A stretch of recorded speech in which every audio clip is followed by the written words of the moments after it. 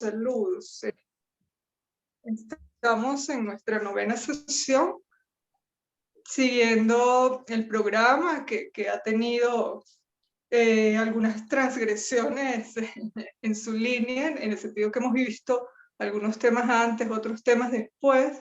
y que en todo caso está diseñado de manera tal que se produzca un diálogo entre todos los temas sin necesidad de que se desarrollen de manera sucesiva en todos los casos. En la clase pasada tocamos sobre todo el tema correspondiente a Schopenhauer para introducir una variante a la tradición metafísica de la filosofía que dio origen a la estética en el siglo XVIII y que en este caso tiene su centralidad sobre todo en dos aspectos que nos interesa resaltar. Una es su cercanía con doctrinas de pensamiento distintas a la línea de la tradición occidental de la filosofía, y son estas doctrinas específicamente del hinduismo que Schopenhauer desarrolla sobre todo a través de su comprensión de la realidad como ilusión. Esa realidad que él llama ilusión sería justamente el mundo de la representación, en contraste con el mundo de la verdad o de la cosa en sí, para decirlo en términos kantianos, que sería el mundo de la voluntad. Esto nos dio pie para conversar brevemente sobre lo que hemos llamado orientalismo, como una cierta tendencia que se puede revisar tanto en sentido crítico como en sentido simplemente descriptivo y en relación particular con las artes. Luego también nos interesaba de Schopenhauer el papel fundamental que le otorga a la música y que abre toda una línea de pensamiento que tiene su mayor expresión en su propia filosofía, por supuesto, pero también en la de Nietzsche, y a través de esa conexión y a través del vínculo que se da sobre todo con Beethoven como antecedente y con Wagner, abre una comprensión de la música como una posibilidad distinta para pensar la filosofía y el arte ya no solo desde la palabra, en este caso en contraste con la palabra poética, sino también desde el símbolo y desde unas formas del arte que son menos tangibles, y en este caso en particular nos referimos a la música. Justamente el material que les envié hoy en principio contiene una recapitulación, pero sobre todo está centrado en dos aspectos. Uno, son extractos del texto del profesor José Rafael Herrera, del que les he comentado en otras ocasiones, que se llama Bajo el signo de los dioses, Beethoven, Hölderlin y Hegel, o Los rostros de la simulación. Ese es su subtítulo. Es un libro de la editorial venezolana Vid & Co. Posiblemente lo consigan, se los recomiendo, pero que me interesa fundamentalmente porque es una mirada cercana, es decir, en diálogo con nuestra realidad como país, inscrita a la vez en este diálogo universal con los autores que hemos estado revisando y que están en ese vínculo directo con la tradición romántica alemana, que es la fundamental que hemos estado trabajando. El segundo texto es el texto de Gadamer, que se llama directamente Música y Tiempo, del cual vamos a leer extractos también, y que nos da el pie para el contenido de la próxima clase, nuestra última. Si ustedes pueden, lo vamos a conversar en un rato. Esa clase va a ser el día viernes de esta misma semana. Es la clase que debemos recuperar a las 9:30 y hasta las 11 en nuestro horario habitual. Este texto de Música y Tiempo de Gadamer sería entonces nuestra manera de introducirnos al texto fundamental de Gadamer que vamos a ver para revisar precisamente el tema de la contemporaneidad del problema estético, en particular de la categoría estética fundamental que es la belleza, y en este texto que justamente se llama La actualidad de lo bello. Entonces les adelanto, por favor, Ese texto lo envié hace un tiempo, está en el Padlet, que hagan una lectura, una revisión previa para conversar el viernes sobre el mismo. Allí hay tres tópicos fundamentales, que son el símbolo, el juego y la fiesta, sobre los cuales vamos a articular precisamente esto que llama Gadamer la actualidad. La actualidad de lo bello y, en todo caso, la actualidad de la estética de lo bello, pero en un contexto distinto, que es el que vamos a tratar de introducir hoy. Entonces, tenemos primero una recapitulación en este material que les envié. Este material está también en diálogo con el link que les envié previo a la clase, a una conferencia que ocurrió en Caracas hace un par de días, en ocasión de la celebración de los 450 años de su fundación, el día de Santiago, Santiago de León de Caracas y Santiago de los Caballeros, que es un vínculo que nos une, pero que me pareció apropiado no solo por su contenido, que es justamente la revisión del mito o del camino del héroe en diálogo con un film que es Star Wars, pero no solo por esa razón, sino precisamente porque es importante que nos acerquemos nuevamente a la importancia y a la centralidad, cuando se refiere al romanticismo, de lo mítico como sustrato fundamental del cual surgen los impulsos,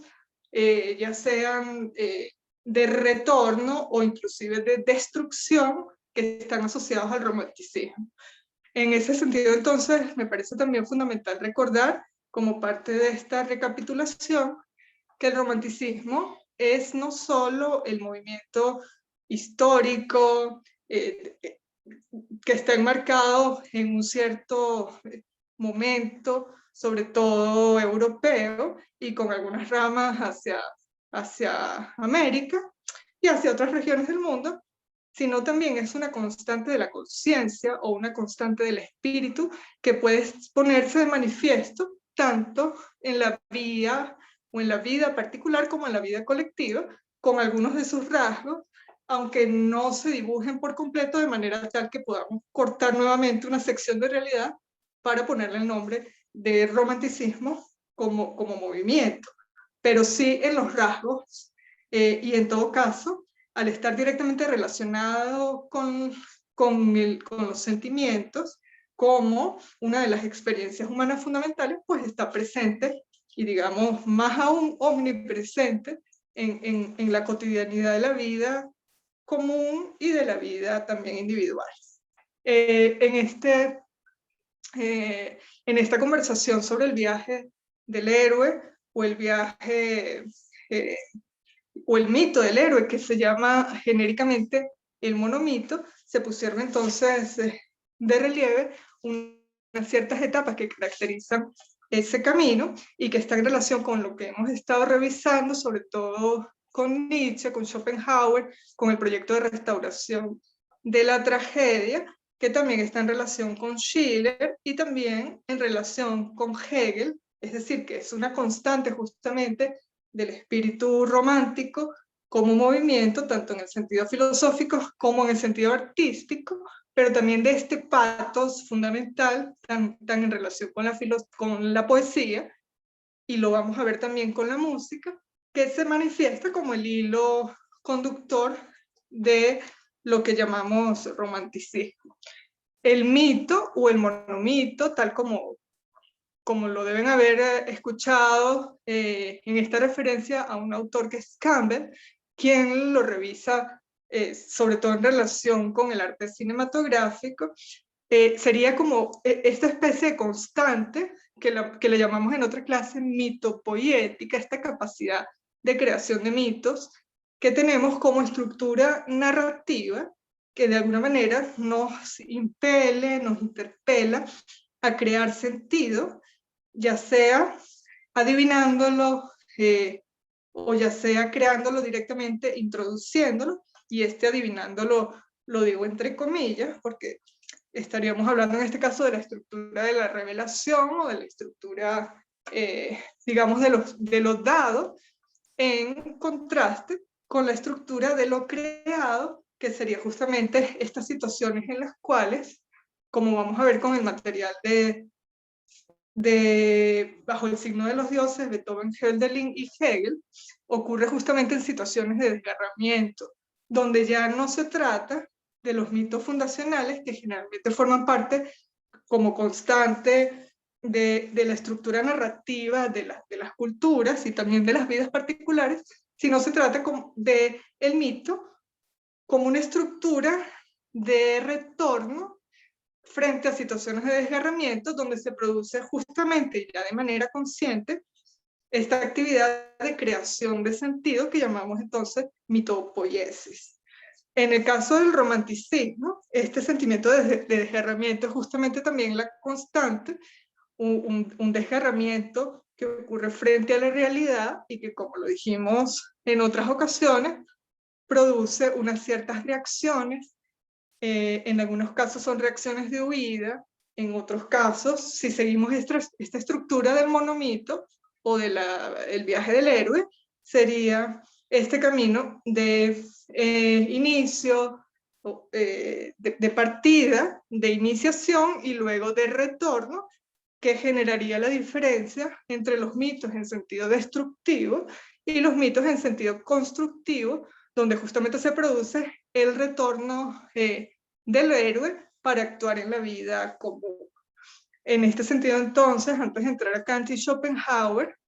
que si bien lo recuerdan, en el nacimiento de la tragedia son llamados por Nietzsche justamente los antecedentes de la cultura trágica o de este proyecto de restauración trágica en lo que concierne a la filosofía, o los filósofos trágicos por antonomasia, los llama Nietzsche.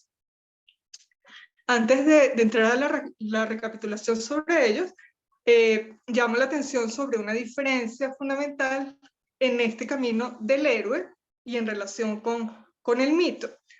Hay un heroísmo de carácter épico y hay un heroísmo de carácter trágico. El heroísmo, aunque parezca obvio, lo digo, del que estamos tratando, en este caso es el heroísmo trágico. Y la diferencia fundamental estriba en que el héroe épico de alguna manera produce su viaje, no necesariamente como un llamado, sino como un proyecto, un lanzarse a sí mismo, que es lo que está implicado en la palabra proyecto, que por una razón que de alguna manera tiene que ver con su voluntad de vida, con su voluntad de poder, si lo decimos con Schopenhauer y con Nietzsche, y en este sentido de desplegar o inclusive de imponer su visión de mundo sobre una realidad. Esa sería la característica del mito en el sentido heroico, y con mucha frecuencia tiende entonces a cerrarse sobre sí mismo y a producir imposición. En el caso del mito trágico y del héroe trágico, la diferencia fundamental es precisamente que es una suerte de encuentro con el destino, que no se ha querido, que no se ha llamado, pero que de alguna manera toca a la experiencia particular o colectiva, en muchos sentidos, justamente por su carácter trágico, como algo infausto, como un destino infausto que llega desde afuera, que lo trastoca todo, que produce este desgarramiento, y frente al cual ocurre entonces la necesidad heroica, la necesidad del surgimiento y del nacimiento del héroe, ya no tanto como alguien que tenía un objetivo individual de heroísmo, sino como alguien que frente a una cierta realidad es llamado a emprender un camino de restitución de la unidad originaria y perdida.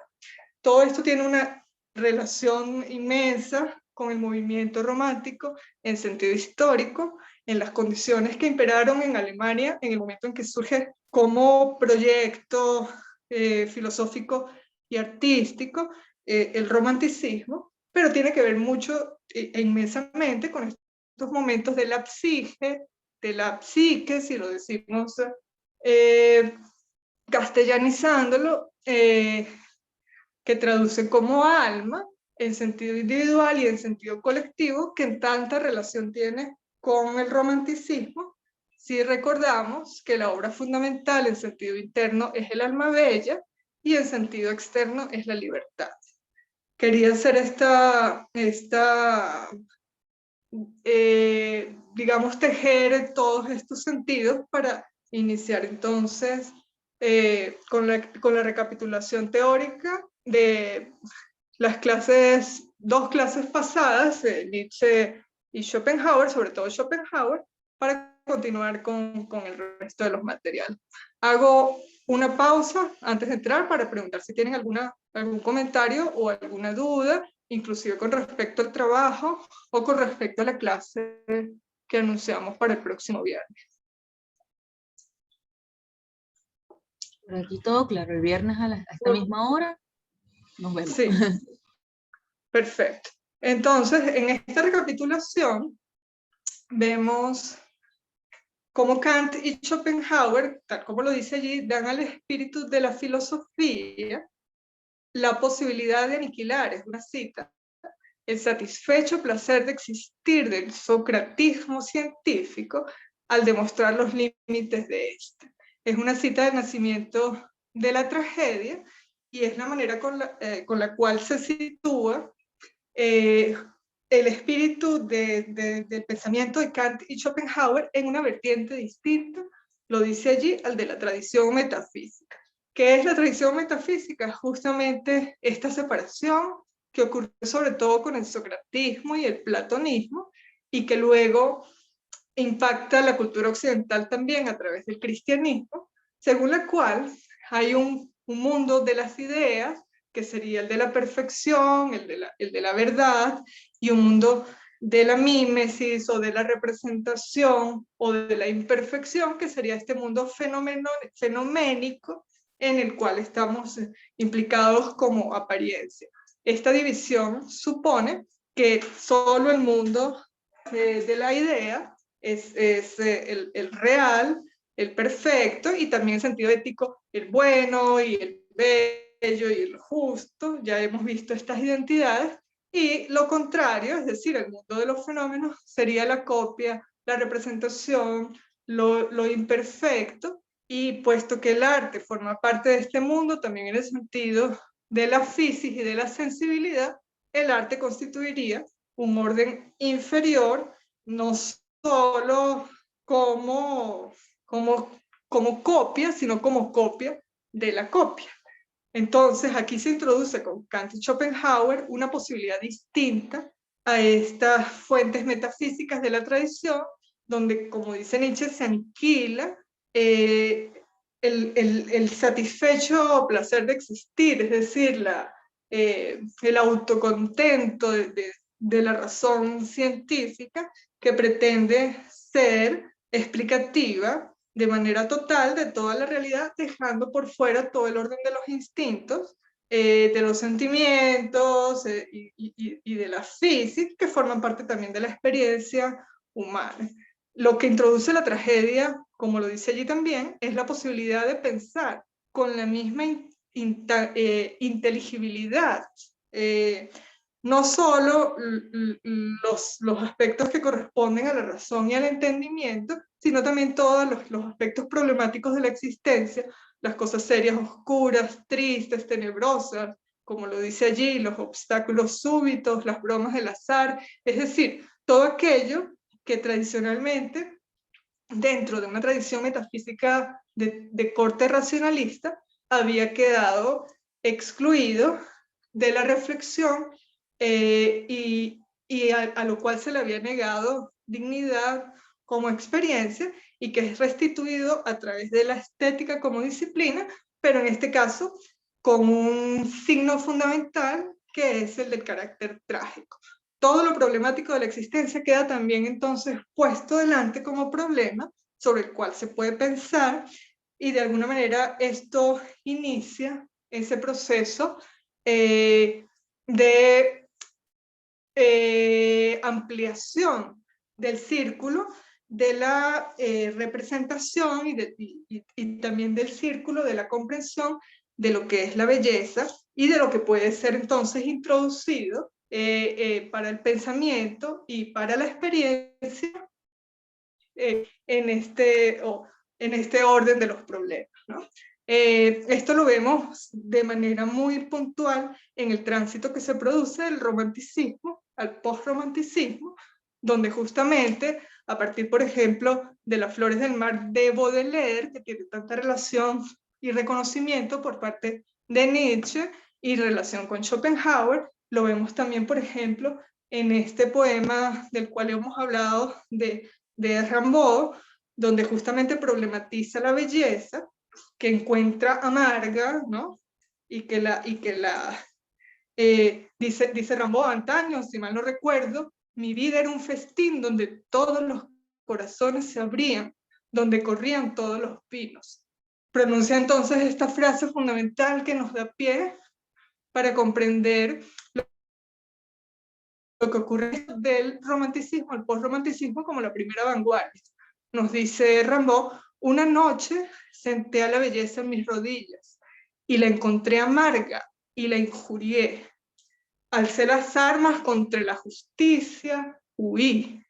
Es decir, la belleza en el sentido clásico, en el sentido canónico restringido, la belleza del consenso de los salones, la belleza de alguna manera acartonada, sedimentada, cerrada sobre sí misma, que se había producido ya como canon de la cultura y ya no como receptáculo de los impulsos de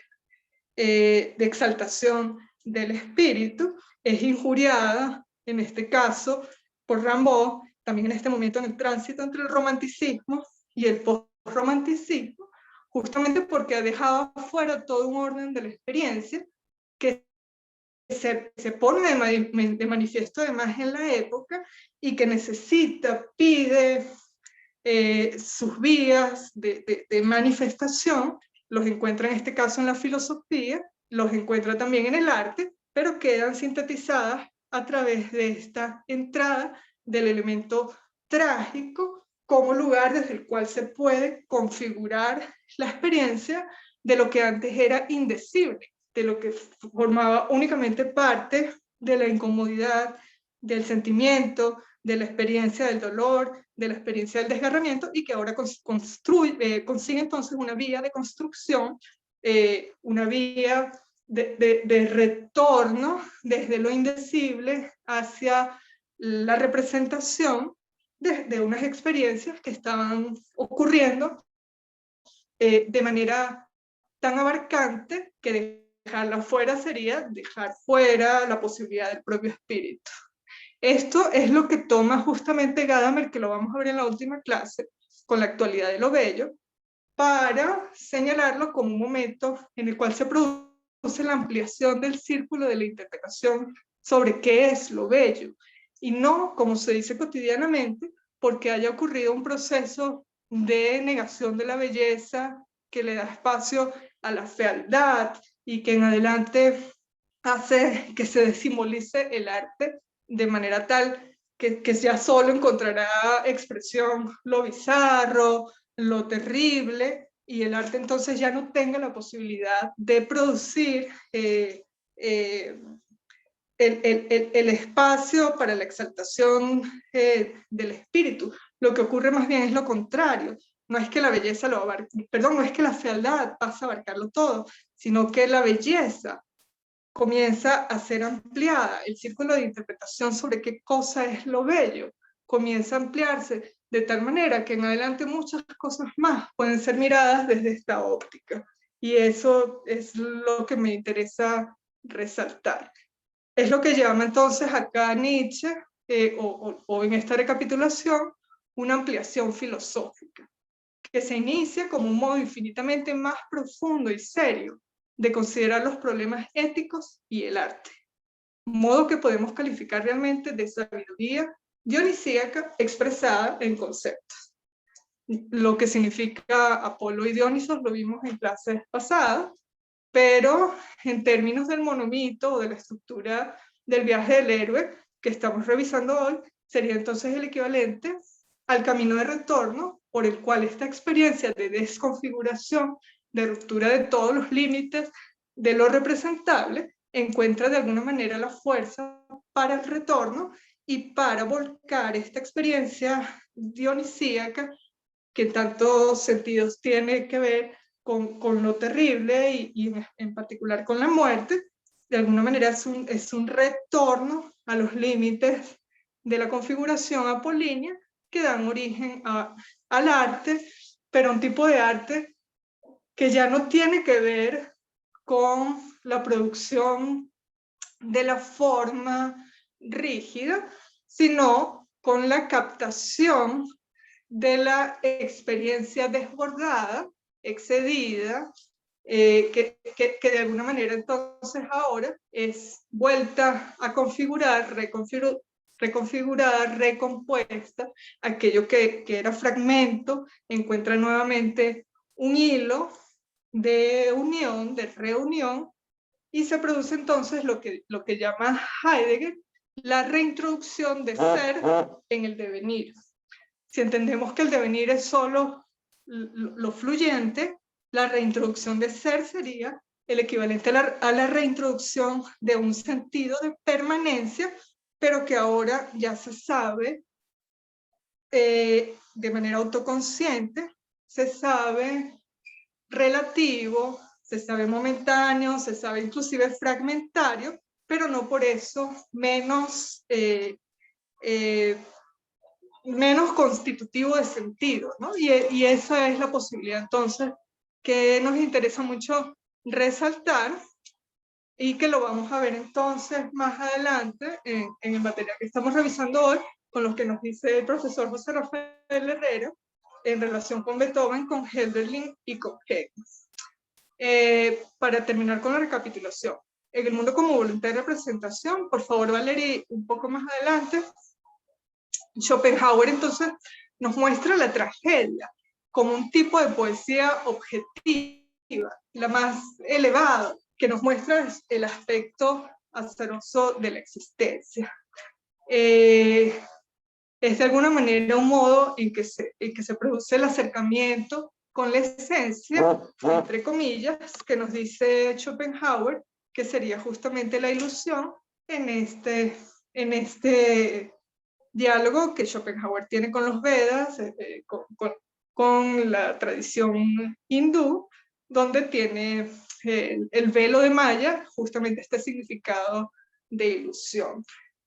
Nos remite con Kant, nos remite a la comprensión o a la alusión a la experiencia de lo sublime, como muy ligada justamente con lo que proporciona lo trágico. Este acercamiento con el carácter del fondo primordial, este es un término nietzscheano, donde no tiene lugar la justicia y por el contrario hay mucho lugar para el azar. De alguna manera entonces esto toca al heroísmo en el sentido trágico, de manera tal que señala estos destinos tocados por el azar que no han querido ser protagonistas héroes protagonistas de ninguna gesta, sino a quienes les ha tocado, ya sea en sentido individual o en sentido colectivo, enfrentarse con un cierto destino que llama sus capacidades de configuración y de reconfiguración de mundo para un retorno. Vamos, por favor, más adelante. Todavía más adelante. Nietzsche, sin embargo, y aquí se produce una diferencia fundamental que abre el camino a esta separación entre lo que hemos llamado nihilismo pasivo y nihilismo activo. Nietzsche critica la antítesis por la que seguía Schopenhauer para dividir las artes como si fuera una pauta para fijar valores. Cito,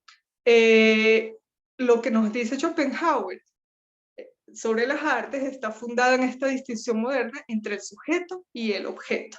Nietzsche justamente trata de superar esta distinción porque es la reedición de la tradición metafísica para la modernidad. Tanto Nietzsche como sobre todo Heidegger lo llaman metafísica subjetiva moderna, es decir, la sustitución del criterio fundamental de validez metafísico que antes estaba en la divinidad, en aquello fuera del espacio y del tiempo, si lo decimos en términos kantianos, en la cosa en sí, en lo indeterminado, en toda clase de criterios extra físicos, metafísicos precisamente, pero que en la modernidad, a través de Descartes y en toda la traducción y la polémica racionalista y empirista, queda señalado como el yo como criterio fundamental de validez y de verificación de la verdad. Y en este criterio se funda Schopenhauer como pauta para fijar valores en relación con la actividad artística. Nietzsche quiere superar eso y precisamente intenta fundar una filosofía del arte que ya no se basa en la subjetividad propiamente del artista, en el sentido de un yo, de un genio que crea la obra como expresión de su propio talento que le da regla al arte, en el sentido kantiano, sino de un tipo de genio que queda señalado de esta manera. Y esta es entonces una definición fundamental de lo trágico. Por favor, sube un poco la lámina, Valerie. Les recuerdo algo. Antes del ensayo de autocrítica, El nacimiento de la tragedia, Nietzsche tiene una metafísica artista. En ese primer momento, Nietzsche sí está fundado en la distinción moderna entre el objeto y el sujeto. En el ensayo de autocrítica, El nacimiento de la tragedia, él justamente introduce una corrección que da paso a una comprensión intersubjetiva y que es propiamente su innovación con respecto a la estética, y entendido el arte como canon fundamental de su pensamiento filosófico, entonces también el pensamiento en general. Y esta comprensión del genio es la siguiente: el genio sabe algo de la esencia del arte, tan solo en la medida en que en su acto de procreación artística se fusiona con aquel artista primordial del mundo, pues cuando se halla en aquel estado es, de manera maravillosa, igual que la desazonante imagen del cuento, que puede dar la vuelta a los ojos y mirarse a sí mismo. Ahora él es a la vez sujeto y objeto, a la vez poeta, actor y espectador. ¿Qué se rompe con esta comprensión del genio? Justamente el sentido de la contemplación de manera teorética, tal como es planteada sobre todo por el platonismo, como una salida de la experiencia de los sentidos para fijarse, sería la actividad del sabio, en un orden extrasensorial que se da la vuelta y contempla teoréticamente con una separación los fenómenos, de manera tal que, al menos en la pretensión, el que contempla no está implicado en la contemplación, o el que observa no está implicado en la observación y por lo tanto no incide sobre ella, sino simplemente la configura para sí, para su conciencia, para su espíritu, y de esta manera entonces produce una separación que justamente le otorga su cualidad de sabiduría. En este caso, Nietzsche nos está diciendo que hay una especie de alejarse que justamente produce la experiencia estética, que en efecto es este corte de realidad disruptivo sobre la experiencia cotidiana, que de alguna manera nos hace detenernos, asombrarnos, darnos la vuelta y fijar la atención sobre algo que antes había pasado desapercibido. Es lo que hace justamente el arte como actividad, esta capacidad de enmarcar o de enfocar, de mirar, de posar la mirada sobre las cosas, que les otorga entonces una cualidad distinta al resto de los fenómenos y al resto de los entes, de los objetos, de las apariencias, de las realidades fenoménicas del mundo. En este caso, Nietzsche nos está diciendo, sin embargo, que hay una posibilidad de alejarse y de darse la vuelta. Nos dice como la desazonante imagen del cuento que le da vuelta a los ojos para mirar la comedia, para mirar la tragedia, para mirar el mundo de los fenómenos, pero manteniéndose implicado. Es decir, de una manera en la cual todavía el que contempla, llámese pensador, llámese artista o llámese receptor de la experiencia estética, es alguien a quien le duele, para decirlo genéricamente, aquello que contempla, es decir, alguien para quien la experiencia estética no es un alejarse, sino un incorporar mayor realidad. Y cuando digo incorporar, digo hacer cuerpo de sí mismo, hacer experiencia y conciencia de sí mismo, aquello que se contempla, y por lo tanto entonces se produce esta ruptura o esta reunión, remontar la distancia que tradicionalmente para la filosofía moderna se había dado entre el sujeto y el objeto. Esto es lo que nos dice entonces este texto que vamos a revisar a continuación, Bajo el signo de los dioses, en relación con un momento de desgarramiento de la cultura alemana, donde descollan de manera distinta, en distintas disciplinas, Beethoven, Hölderlin y Hegel, pero que sin embargo, nos dice el autor,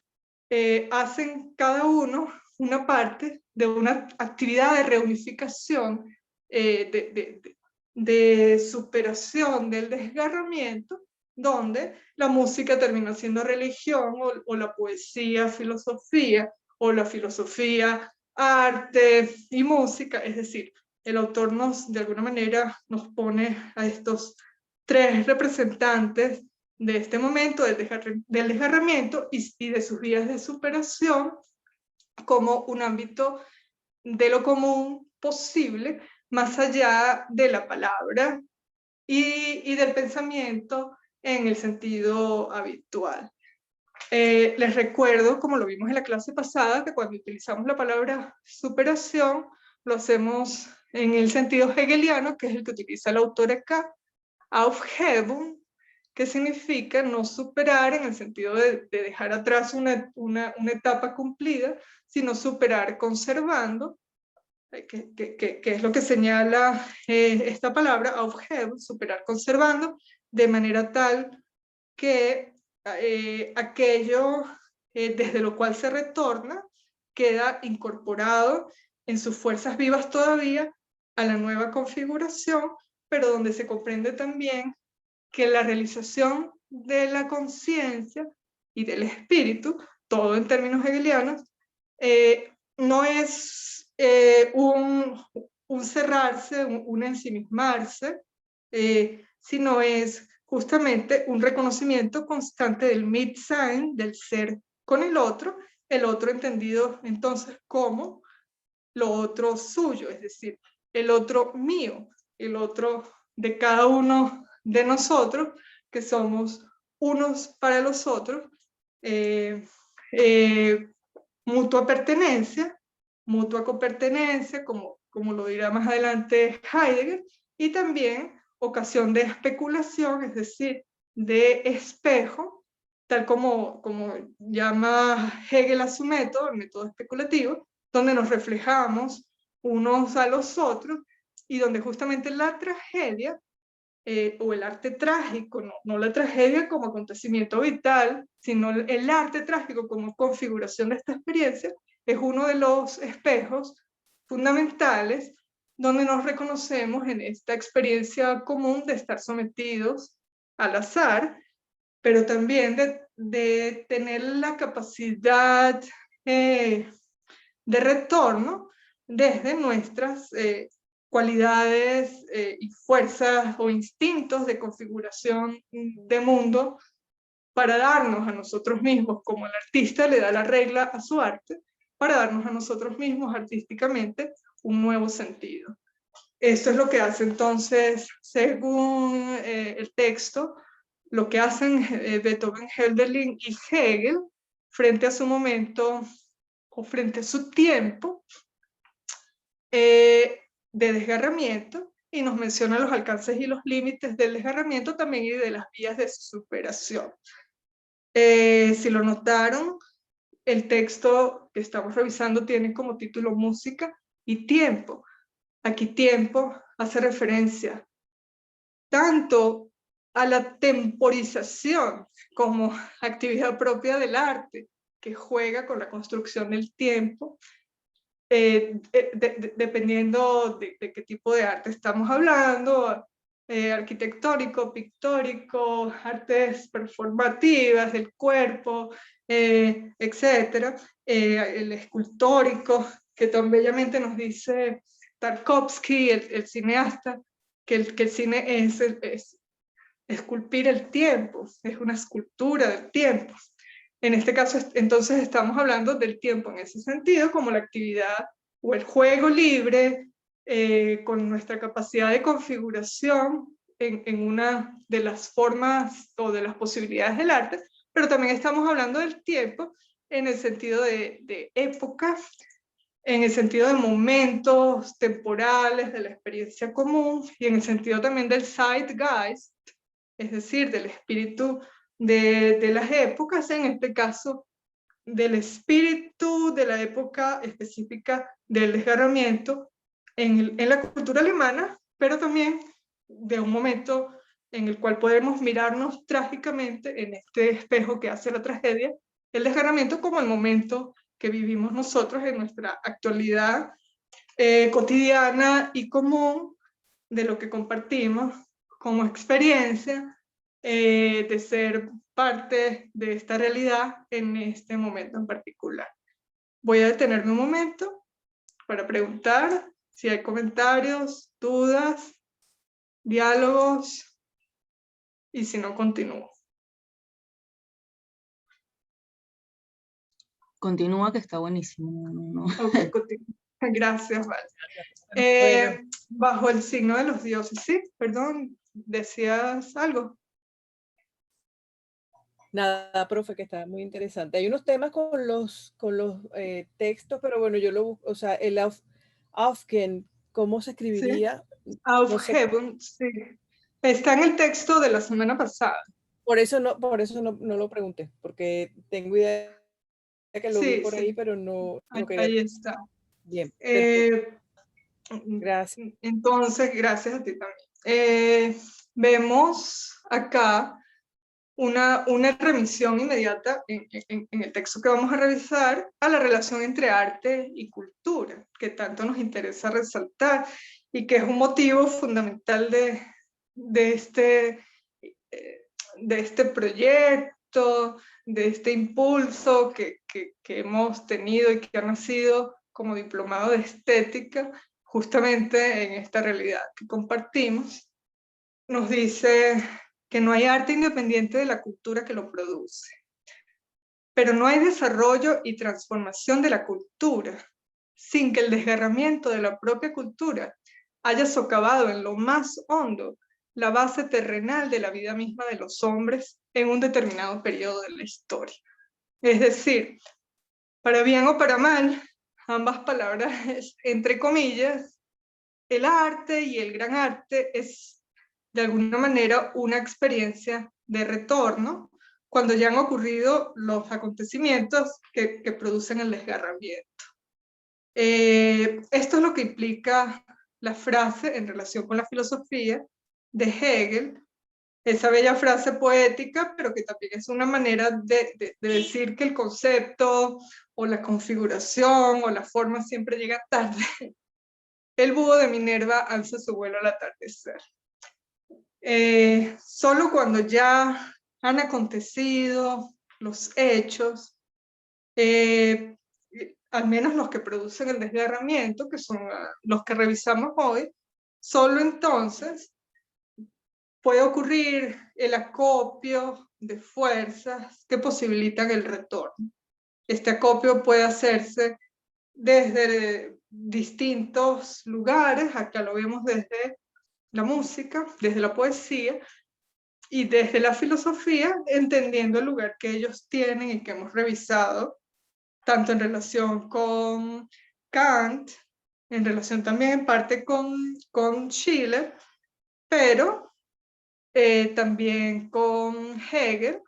con Nietzsche y con Schopenhauer. La cultura no está por encima de la vida, nos dice el autor, porque la vida no puede estar por encima de la cultura. Más bien, vida y cultura constituyen una relación de inescindible reciprocidad. Solo el entendimiento. Para Hegel, la palabra entendimiento, acoto, tiene un carácter negativo. Solo el entendimiento, que solidifica y afianza sus casamatas en épocas de decadencia, puede llegar a congelar el movimiento de la trama, la acción recíproca, el fluido devenir correlativo que existe entre ambas. Por el contrario, en épocas de plenitud, signadas por el regocijo de tener a los dioses en la tierra, eso que Lukács, siguiendo a Novalis, denomina tener el hogar en todas partes. Hago una pausa para recordar los textos de Hölderlin que hemos estado viendo desde el principio, su referencia, por supuesto, su remisión al mundo griego, el significado simbólico que tiene para él, y que vimos con Max Schlegel, que no es un retorno desde el resentimiento, sino que es la creación de una experiencia de autenticidad, de creación de sentido para estar en el mundo, no para huir del mundo. Pero recordemos entonces el poema de Hölderlin, que nos dice: uno para ser con todo lo que vive. Uno para ser con todo lo que vive. Esta es la vida de lo divino, este es el cielo de los hombres, nos decía Hölderlin en ese poema. Uno para ser con todo lo que vive en un feliz olvido de sí mismo. ¿Qué cosa es este feliz olvido de sí mismo? No es el olvido desconfigurativo que de alguna manera nos sumerge en el mar de la indeterminación de manera tal que desaparecemos en la experiencia colectiva o inclusive en la experiencia de desgarramiento y simplemente seguimos camino en el flujo, en el fluir del devenir. No se trata de este movimiento, entonces, de desaparición.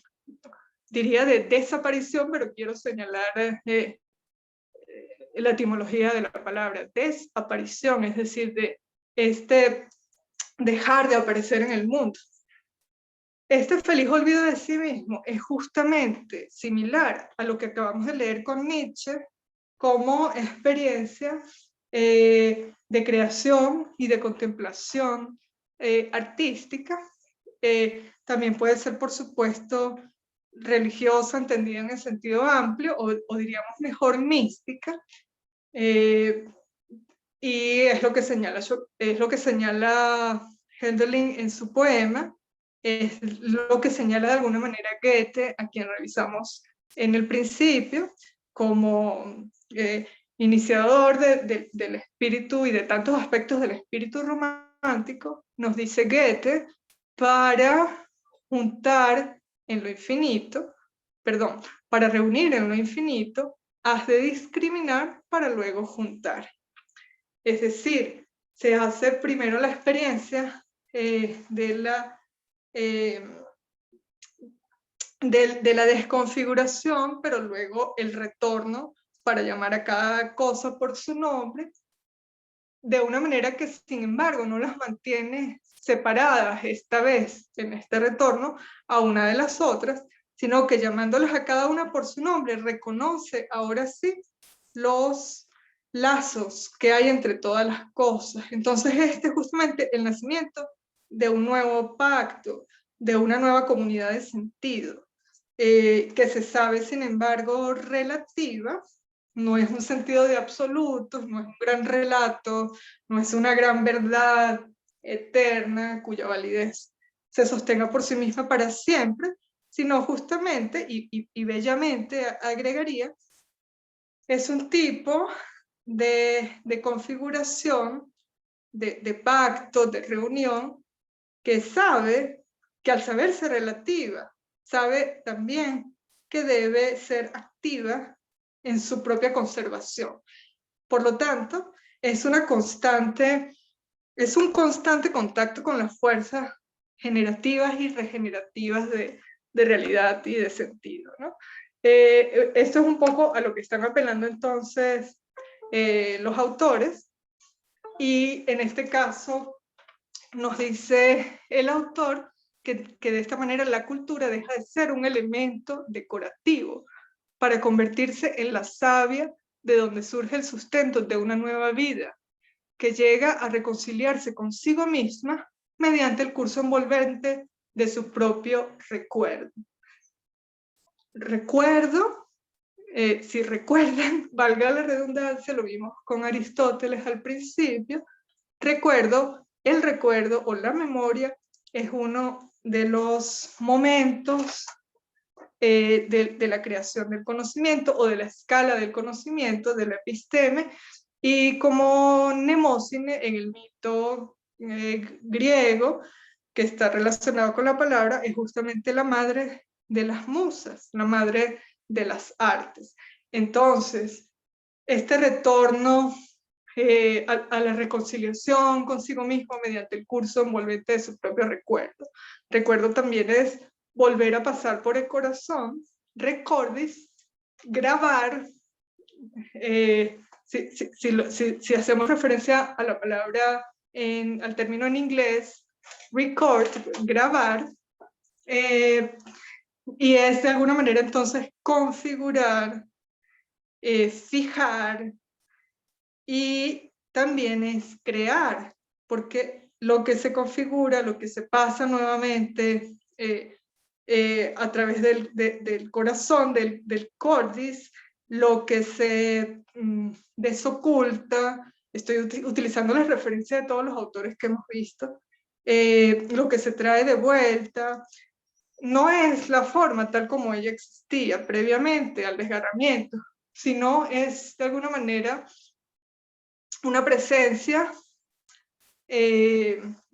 desfragmentada, es un símbolo,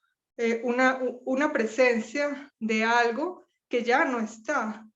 pero que sin embargo en algunos de sus aspectos continúa teniendo una fuerza tal que le permite concurrir nuevamente en el mundo. El reconocimiento de esta fuerza posible para la concurrencia sería entonces parte del instinto artístico,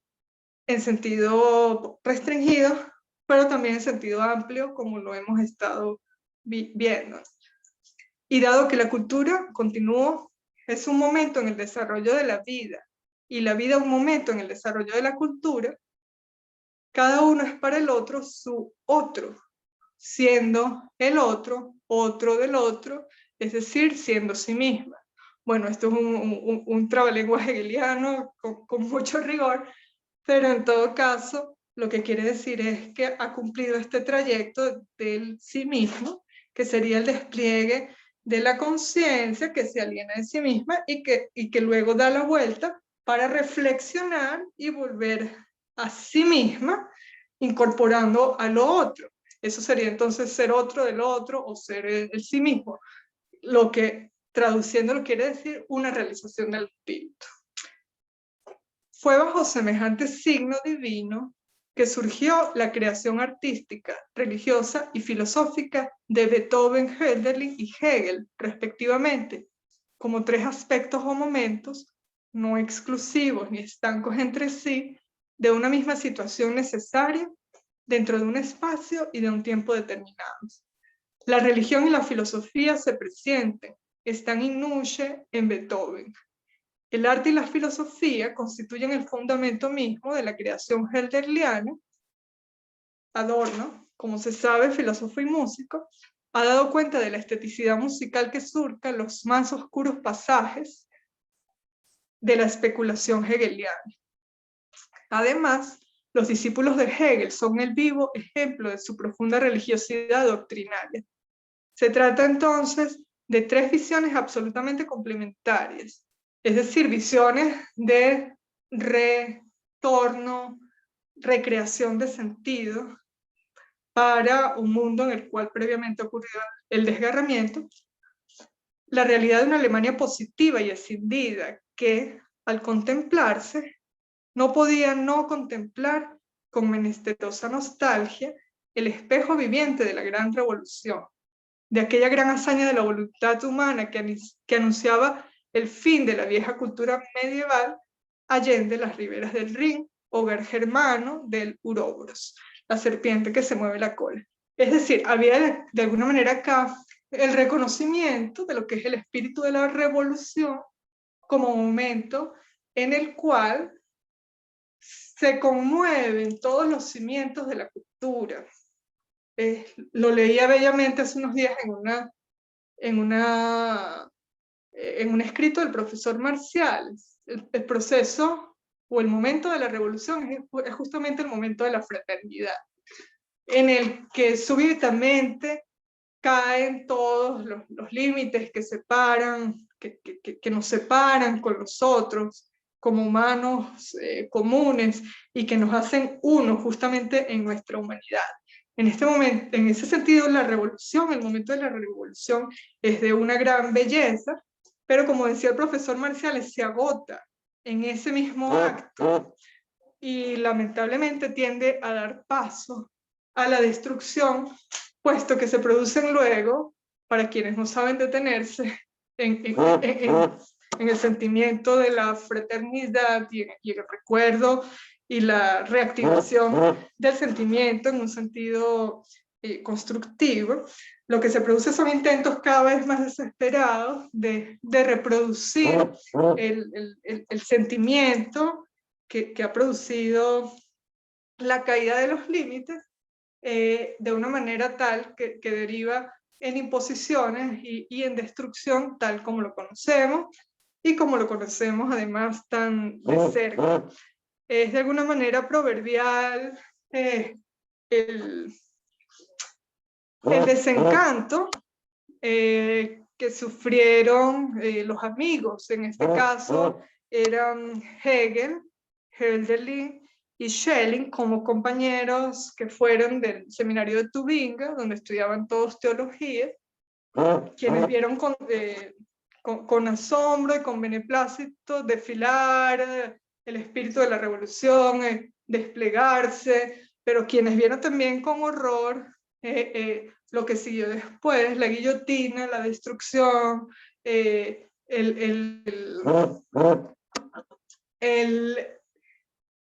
arrase de toda la realidad, y entonces cada uno produjo frente a esta situación una posibilidad distinta, que es justamente la que señala acá el profesor Herrera. En el caso de Beethoven a través de la música, Hölderlin a través de la poesía, Hegel a través de la filosofía. ¿Qué es lo que desapareció entonces en este momento de desgarramiento? Nos dice Hegel en un extracto que incluye el profesor Herrera en este texto que revisamos, que cuando el espíritu ha desaparecido de una constitución, de las leyes, y por su cambio no concuerda ya con estas, se produce un buscar, un afanarse por alguna otra cosa, que pronto cada uno encuentra en algo distinto, con lo cual se origina una variedad de educaciones, de modos de vivir, de pretensiones, de necesidades, que van divergiendo en tal medida que ya no pueden seguir coexistiendo.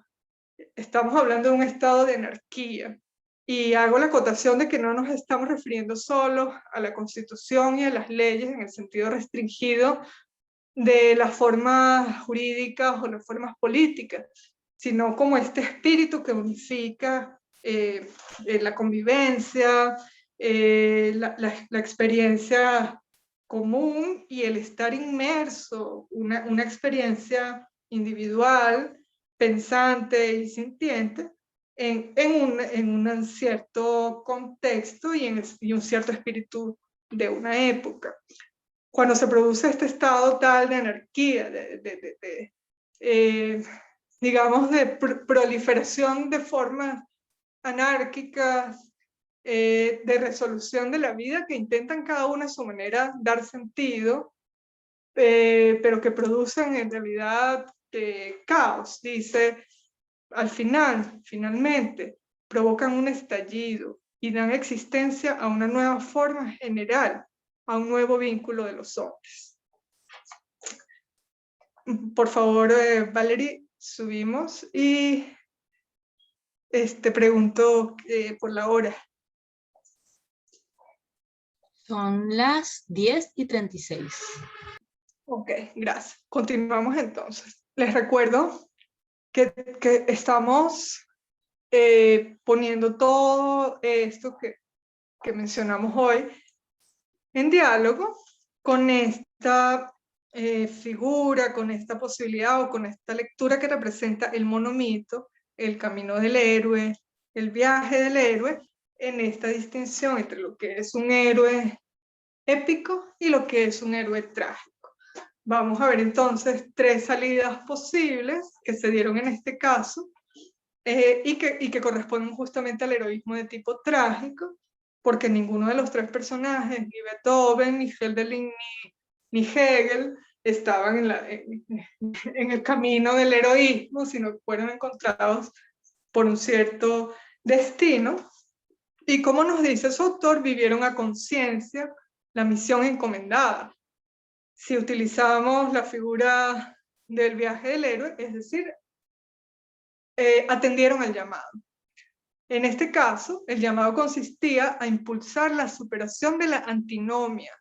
es decir, de una situación en la cual de alguna manera el juego ha quedado trancado, para decirlo con una expresión coloquial,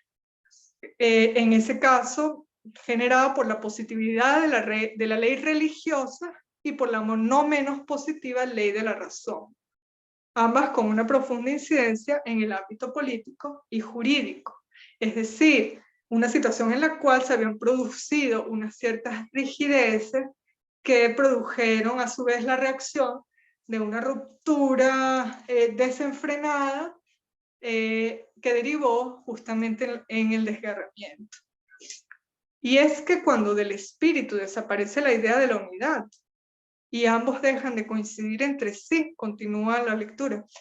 entonces surge la multitud en la que cada cual se acoge a la diferencia abstracta en sí misma. Se multiplican de este modo los intereses y ya no existe un fin común. La nación, allí me falta una N, deja de serlo para dar lugar a lo puramente particular, que es el caldo de cultivo indispensable para la aparición de la guerra de todos contra todos. Creo que nos reconocemos en esta experiencia. El estallido social parece ser inevitable a cada momento, porque se plantea una búsqueda desesperada por encontrar un nuevo fin universal entre los hombres, que los agrupe nuevamente en comunidad, más allá del simple contrato, es decir, es más allá de la positividad de la ley, del pacto político. Es realmente la creación del espíritu como un ámbito común, casi como un elemento en el cual transcurre la existencia, así como podemos decir de los peces que nadan en el agua y de las aves que surcan el espacio con ayuda del viento, un elemento unificador en el cual transcurre la experiencia como un acuerdo, y voy a llevarlo más allá, un acuerdo estético, un acuerdo que es de la percepción, un acuerdo que es de la razón, un acuerdo que es de la experiencia, pero donde justamente se unifica una especie de juicio que nos permite configurar o reconfigurar nuevamente el ámbito en el cual van a ocurrir o a concurrir, no de forma cerrada, sino de forma abierta, todas las posibilidades de los libres juegos de la existencia, pero donde justamente estén dadas las condiciones para que el juego se produzca. Esto me hace recordar, y lo menciono brevemente, una interpretación que nos regala Hannah Arendt sobre la similitud entre los juicios políticos y los juicios estéticos, donde nos dice justamente que los juicios políticos surgen de una manera similar a cómo surge la creación de situaciones artísticas y la creación propiamente del juicio artístico, es decir, el juicio estético, justamente porque es esta recolección de fuerzas para producir y reproducir realidad desde el sentido del gusto, es decir, la conformación de un espacio de la percepción donde quedan fijados los valores según los cuales afirmamos y ejercemos esa fuerza por la cual decimos, no me gusta esto o sí me gusta esto. Y no lo digo, por supuesto, entendiendo el gusto en un sentido arbitrario, sino en un sentido a través del cual podemos decir, por ejemplo, que la democracia es un tipo de gusto. Es un estado perceptivo, un acuerdo, dentro del cual ocurren los fenómenos de una cierta manera. Es solo un ejemplo y continúo. De ahí que la labor consista en aprender, por medio de las diversas expresiones del espíritu, la situación de crisis derivada del desgarramiento. Y una vez determinada a plenitud, difundir el elemento reunificante, capaz de remontar la resistencia y vencer la oposición. ¿De qué nos habla acá el autor? Justamente de la diferencia en el trayecto del viaje del héroe, entre el héroe que se queda simplemente ensalzándose en su heroísmo, o el héroe que produce, si vieron ya el link que les envié de la explicación del camino del héroe, el que de alguna manera produce un retorno para difundir el elemento reunificante. Ese elemento, para Beethoven, está en la composición de una nueva estética musical, que por cierto, conserva en muchos sentidos la labor de los grandes maestros del barroco alemán, es decir, hay una Aufhebung allí, una superación que conserva, superándolos por medio de la nueva estructura conquistada. Para Hölderlin, está en la construcción de una nueva ética, no ajena al drama, allí también me faltó una N, profundamente articulada con la verdad y sobre todo con la belleza en una relación activa. Es decir, aquí no hay una separación entre ética y estética. No, él mismo no se da cuenta bien su pieza. Perdón, creo que hay un micrófono abierto. Hay un micrófono abierto de alguno de los participantes. Listo, ya lo cerré. Ya.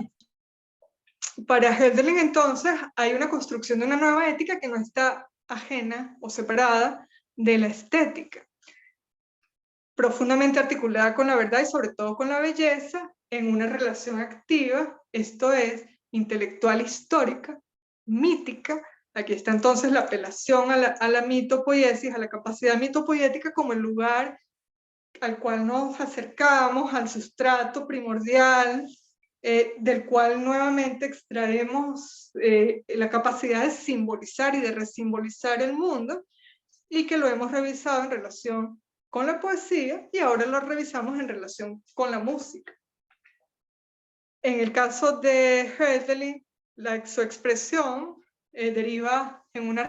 religión poética en la que cada quien puede celebrar la fiesta de la vida. Esta es la reunificación de la que nos habla Hölderlin en su poesía, la que necesita el espíritu de desgarramiento y, por cierto, la invitación de producción de nuestra propia realidad en lo que nos toca. Para Hegel, en cambio, está en el reconocimiento de la tensión existente entre el saber aparente y el saber absoluto como manifestación concreta, sintética, del recorrido histórico especulativo de la belleza, el bien y la verdad. Para traducirlo, porque con Hegel nos toca eso con frecuencia, se trata entonces digamos, del pensar, del hacer filosofía en relación con este trayecto que ha seguido el despliegue de la conciencia, de la razón, de la autoconciencia para volverse finalmente espíritu. Pero tal reconocimiento llega siempre demasiado tarde, porque al trazar sus grandes rasgos esenciales, el búho de Minerva alza su vuelo al atardecer, necesarios y determinantes. Ya el espíritu ha actuado, produciendo una nueva situación del ser, pintando el gris sobre gris que anuncia el ocaso del tiempo en la realidad. Semejante reconocimiento lleva el nombre para Hegel de filosofía, es decir, del tiempo mismo aprehendido con el pensamiento. Acá voy a reiterar lo que significa el tiempo, que no es solamente la temporalidad como elemento en el cual están transcurriendo todos los fenómenos, no es la temporización como actividad de configuración y de juego con el tiempo, tal como lo hacen las artes en su actividad de construcción justamente del tiempo. No es solo el tiempo en el sentido histórico de una época, ni el tiempo en el sentido del Zeitgeist, del espíritu del tiempo. Es decir, es el tiempo en todos estos sentidos. Y también, si revisamos con más detalle a Hegel, y si vemos más adelante en la interpretación que produce Heidegger, que lo vimos en las clases pasadas, es una comprensión del tiempo como historicidad efectual. Es decir, de alguna manera es la maestría lograda sobre este mecanismo de introducir causas y efectos, es decir, de introducir relaciones de causalidad en el mundo de manera tal que introducimos entonces sentido, introducimos trayectos, introducimos discursos, introducimos cursos de la mirada, introducimos palabras, que es la casa del ser, introducimos símbolos, introducimos en esta separación heideggeriana entre cielo, tierra, mundo y hombre, introducimos entonces el ámbito en el cual el existente, que es el hombre, el ser ahí concreto, encuentra nuevamente su hogar como mundo. Este reconocimiento posterior que hace la filosofía según Hegel es entonces tiempo aprehendido, es decir, captado con el pensamiento. Este acento que pongo sobre el significado del tiempo es justamente para introducir el escrito final, que se refiere justamente en esta tradición que hemos revisado al valor de la música en relación con la construcción del tiempo. Con la construcción del tiempo concreto, del tiempo también que de alguna manera es circunscrito a una cierta realidad común, pero también justamente por la cualidad de la música, al tiempo que tiene, o a la configuración de tiempo que tiene la capacidad de sobrepasar las barreras de las determinaciones restringidas, de las determinaciones muy concretas, de tipo cultural, de tipo étnico, de tipo en relación con situaciones muy particulares de una cierta comunidad. Justamente la música tiene la capacidad de sobrepasar estos límites con mayor eficacia que el resto de las artes, porque no está ceñida en su actividad de configuración de tiempo, no está ceñida de manera directa con el concepto, ni tampoco de manera directa con la palabra, tal como la palabra tiende a cerrarse sobre sí misma y ocultar de alguna manera el mecanismo por el cual está relacionada ella misma con el ser y con la experiencia común o la experiencia de comunidad que llamamos en este caso humanidad. Si el asunto es entender el pensar, empieza el texto, y el aspirar y el preguntar humanos, y hacer nuevamente comprensible lo que va de suyo, esta tarea lo incluye casi todo. Sin embargo, nos dice Gadamer, pueden darse algunas cosas que ofrecen una resistencia insuperable a esta empresa, como en este caso. Donde quiera que el lenguaje vaya por delante con nosotros, el concebir de los conceptos puede lograr sobrepasar algunas barreras.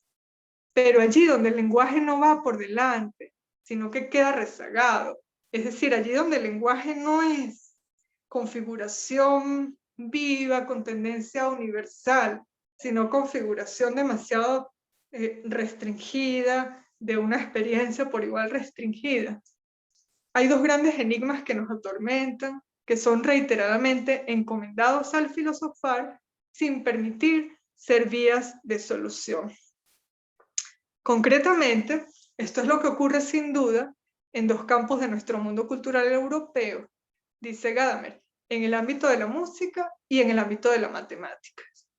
Ambas están, desde los comienzos, estrechamente emparentadas y son casi inseparables, tanto entonces en los pitagóricos como hoy. Los enigmas entonces que él señala son los enigmas de estos dos ámbitos distintos al ámbito del lenguaje, pero de alguna manera nos permiten reconocer, así sea intuitivamente, una regla interna que la sostiene y que entonces surgen como ámbitos que hacen contraste al ámbito al que estamos más habituados, que es el de la configuración de la palabra. Este reconocimiento de que tienen una cierta ley interna que la sostiene, dice Gadamer, que nos deja perplejos. Nuestro pensar queda asombrado ante esta cuestión. ¿Qué es eso que obedece su propia ley?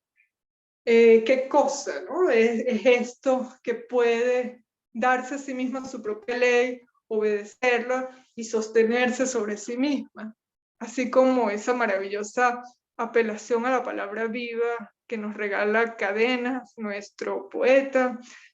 cuando nos dice que cada palabra lleve lo que dice y que sea como el temblor que la sostiene. Una palabra autofundada, si acaso podemos decirlo de esa manera, donde la subjetividad del artista no es entonces esta voluntad que crea su palabra, sino este flujo intersubjetivo que da lugar a la posibilidad del aparecer de la fuerza viva que se configura en el arte y en este caso en el arte poético. Aquí entonces nos remite Gadamer, en esta tradición que hemos revisado ya con Schopenhauer y con Nietzsche, a la posibilidad que en este sentido tienen otros sistemas simbólicos y en particular la música. Nos dice los sistemas simbólicos de signos, con cuya ayuda se articulan, conducen a un enigmático apeiron. Esta es una referencia a Anaximandro, filósofo presocrático. Lo apeiron, si lo recuerdan, es lo indeterminado.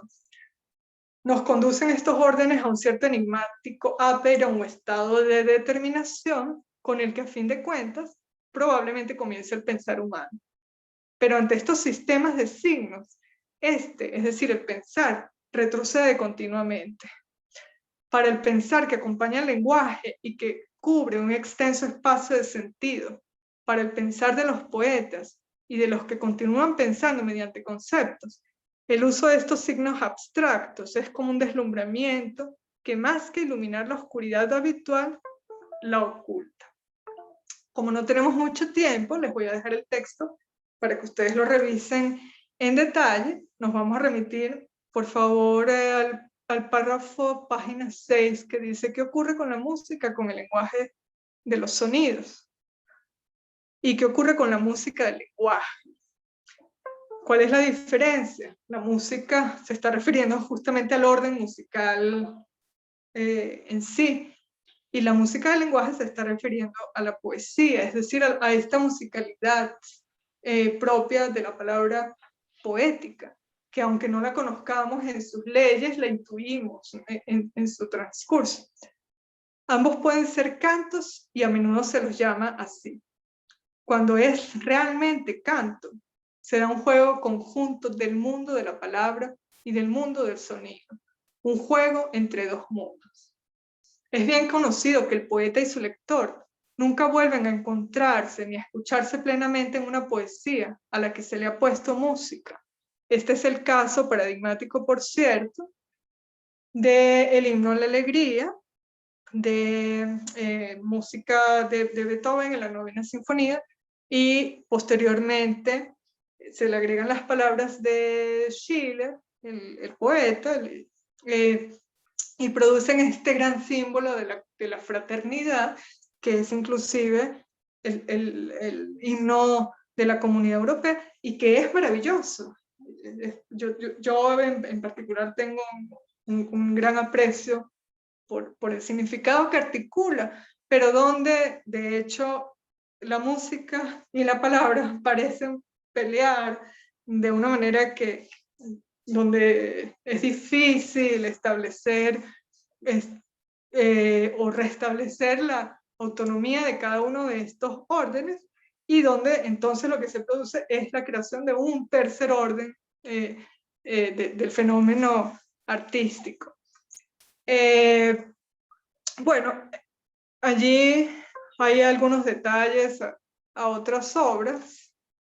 pero se pregunta el autor al final, Gadamer en este caso, ¿realmente es el mundo de los sonidos como el de la matemática un mundo tan completamente distinto del mundo interpretado por los sonidos naturales del lenguaje humano? Es decir, aquí hay una referencia al sonido en un sentido primordial que es previo a la palabra. Es el sonido, por ejemplo, de la expresión más cercana a la experiencia común, que es el grito, por ejemplo, es el balbuceo de la voz, es todavía el sonido no articulado, que es previo al lenguaje, pero que es un signo, una salida inicial hacia la búsqueda de la configuración de los sentidos comunes. Hay entonces aquí una cierta referencia al juego que se produce entre estos órdenes, pero lo que nos importa más es, por favor, vamos a la página 7, es el tipo de totalidad que de alguna manera puede poner en ámbito, en juego, para repetir la palabra, la música. ¿Cuál es este tipo de totalidad? Y creo que es su oportunidad, creo que es su cualidad, y que es la razón por la cual ciertos pensadores, los filósofos que hemos estado revisando, le otorgan una cualidad especial junto con la poesía. Es justamente en esta musicalidad, tanto del ámbito específico de la música como el ámbito de la palabra musical, que es la poesía, se produce un corte de realidad, es decir, un corte de tiempo y un tipo de construcción de tiempo, donde ocurre una superación del tiempo de la cuenta. Eso se llama en filosofía el nunc stans, como lo llama Aristóteles, es decir, del paso de un instante a otro, de un segundo a otro, si lo vemos en términos modernos, de la máquina que es el reloj. Este paso, como especie de cortes de realidad, para decirlo con el arte cinematográfico, que también articula de manera continua este juego, sería esta concepción de la realidad como en fotogramas, ¿no? como una sucesión de fotogramas. Hay en esta palabra musicalizada, o en esta palabra que de alguna manera está articulada con el sonido y el ámbito mismo del sonido, hay una especie de llenado del espacio que ha quedado circunscrito en este corte de realidad de una manera tal que no se pasa de un instante a otro, sino que se llena plenamente el tiempo hacia atrás y hacia adelante. Este llenarse completo del tiempo, de alguna manera, es una suspensión del tiempo, tal como quienes han tenido la experiencia estética y otras experiencias que están justamente relacionadas con esta posibilidad de reconexión y de reunificación de la experiencia que ocurre en unos ciertos momentos y que forman el sustrato del arte. Llenarse del tiempo hacia atrás y hacia adelante en una sección enmarcada por la actividad artística, en este caso, produce un continuum, así lo llama Gadamer, un continuum, es decir, un continuo de la sensibilidad. esta apelación al continuo de la sensibilidad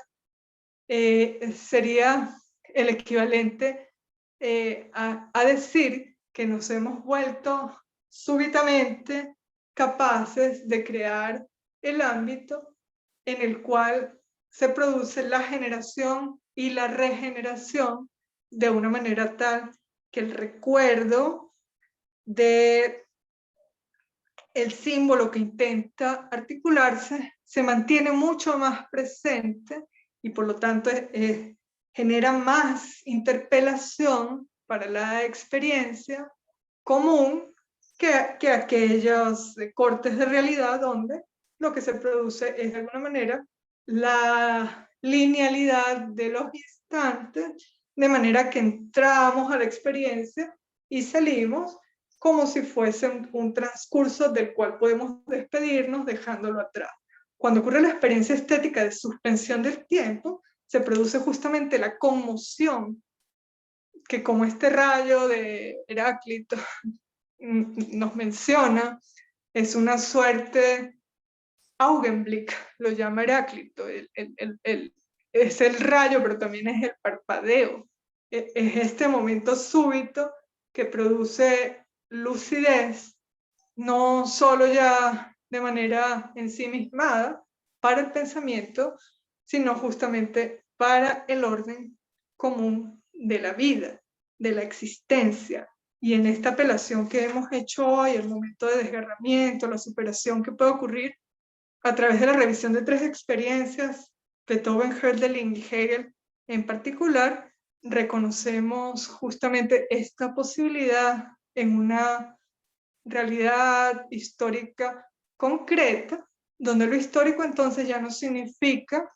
un momento cronológico, sino significa, como lo llama Heidegger, historicidad efectual. Repito esto, es decir, hacernos de alguna manera capaces de desentrañar el mecanismo de las causas y los efectos y ser artistas totales, de manera tal que podamos introducirlos nosotros mismos en la realidad. Así sea, y es nuestra invitación justamente.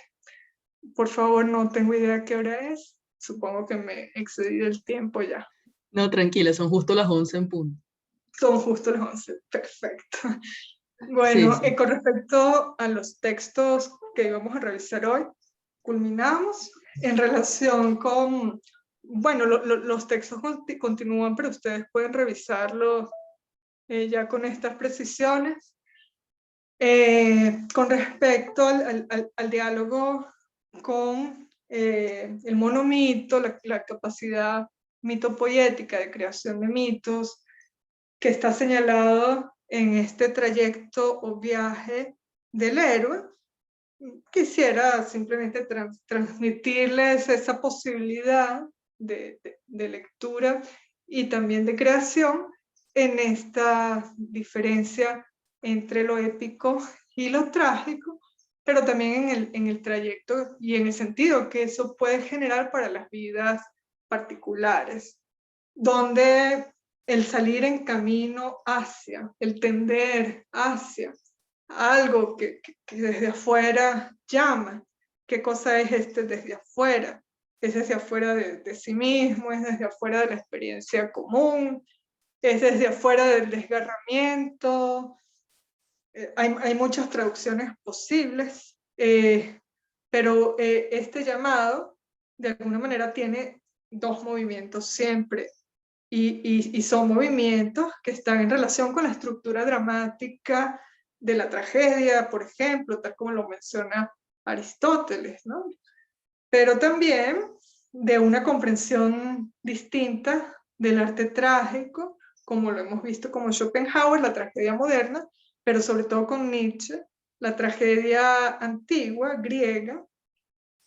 y como lo vemos ahora con Gadamer en relación con la música, una comprensión ya no lineal, sino una comprensión según la cual hay la posibilidad de llenar de sentido el tiempo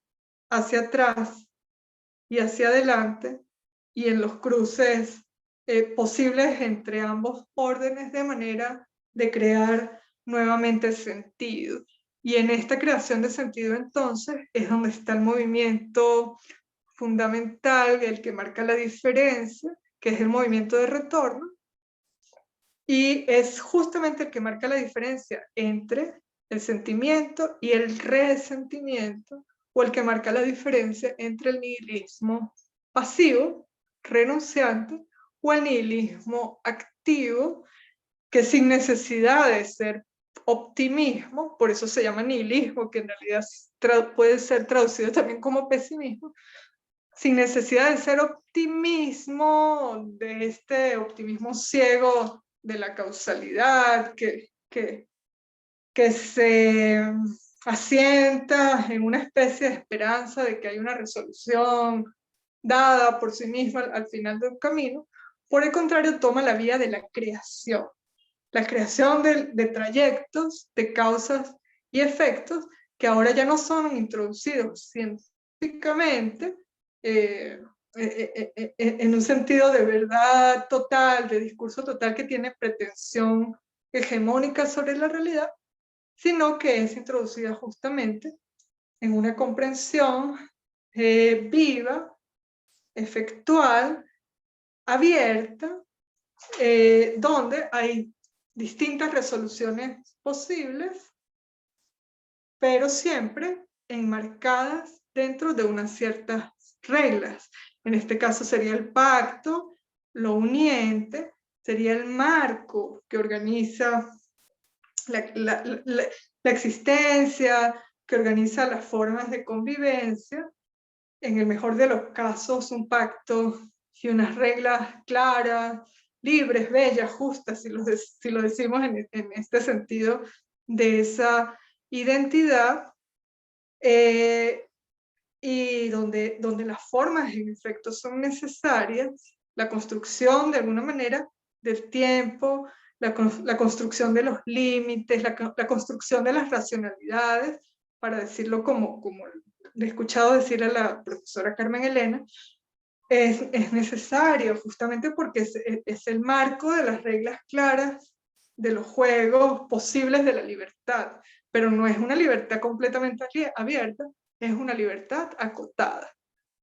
Y con esto, entonces, cierro para mencionar que la innovación que introduce para el romanticismo y su superación, o digamos, su tránsito hacia el posromanticismo y el inicio de las vanguardias, y posteriormente el arte contemporáneo, en el ámbito de las bellas artes, el preludio del Tristán de Wagner, se los enviaré al finalizar la clase para que lo escuchen, es justamente la de una forma musical abierta, donde de manera acotada la libertad es posible, la libertad de las distintas resoluciones, pero, por supuesto, enmarcado dentro de una forma. Y es tan productiva esta imagen justamente porque no se quedó circunscrita a la música, sino porque se convirtió en símbolo y en metáfora para todas las otras artes y también para el pensamiento. Wagner, sin embargo, siguió él mismo en términos personales otro camino, y su experiencia se vuelve nacionalismo, como lo llama Nietzsche, se llama filisteísmo, se deriva en filisteísmo de la cultura, así lo menciona Nietzsche. Esta es la razón por la cual se produce esta gran ruptura entre Nietzsche y Wagner, porque justamente uno se cierra, a pesar de haber propuesto una forma abierta, termina cerrándose sobre un tipo de cultura y de arte proselitistas, y por lo tanto ya no libres ni productores de libertad. Y en el caso de Nietzsche y la corriente que se deriva de allí, se produce una vertiente, una posibilidad abierta, pero que también en muchos casos derivó en otro tipo de situaciones problemáticas, donde se confundió libertad acotada con relativismo. Esto lo conversaremos entonces en nuestra próxima clase, en diálogo con el texto de Gadamer, La actualidad de lo bello. Si no tienen ninguna otra pregunta o ningún otro comentario, cerramos acá. No, a Teresa creo que va a decir algo. No, que Dime, muchas gracias. Yo aquí no paro de tomar nota. Qué bueno, Teresa. Sí. Qué maravilla. Allí quedan los materiales y como sabes también la invitación a que hagan cualquier pregunta a través del chat, sobre todo ahora que estamos en recta final, para los trabajos o las tutorías individuales si las necesitan también, Teresa. Chévere, gracias, profe. No hay muchas. Lo bueno es que a través de este diplomado nos están orientando hacia las lecturas que hay que consultar, que entonces ya uno se independiza un poco. Sí, igual sí, no habría hay que estar espacio para pendiente, más pero con 10 sesiones, pero justamente creo que también es el reconocimiento de la autonomía, la puesta allí en juego de las piezas que ustedes pueden también consultar y articular por ustedes mismos, ¿no? No hay espacio para más. Yo quisiera tener, no sé, unas 5 sesiones más, pero no, es que cada materia debería ser un semestre, pues, porque es que se abren demasiadas vertientes y, o sea, entre los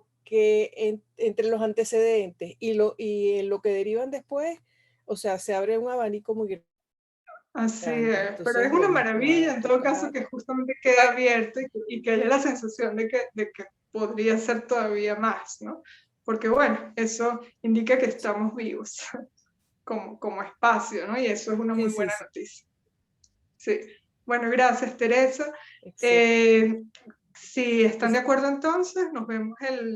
el viernes para recuperar la clase que está pendiente a la misma hora, a las 9:30. Voy a hacer la consulta con la sala y les Chévere, confirmo. nos confirmas cuando te digan. Exacto. El viernes a las 9:30 hasta las 11, la misma hora. Y el martes voy a estar disponible también a la misma hora, de 9:30 a 11 o un poco más, lo que sea necesario, para tutorías. Nos reunimos en grupo igual o para conversar un poco